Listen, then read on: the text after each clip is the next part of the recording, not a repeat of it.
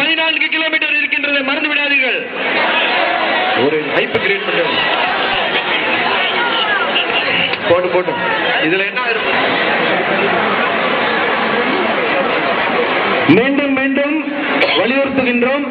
தயவு செய்து வேகமாக ஓடி எந்த விதமான காயங்களுக்கும் உட்படாமல் அமைதியாக ஓடுங்க. ரொம்ப சின்ன பசங்க எல்லாம் இருக்கீங்க, வேகமா ஓடாதீங்க, நிதானமா ஓடுங்க. நடந்து கூட போகலாம். நடவடிக்கை விட்டு வெளியே போனதுக்கு அப்புறம் நீங்க வேகமா ஓடலாம்.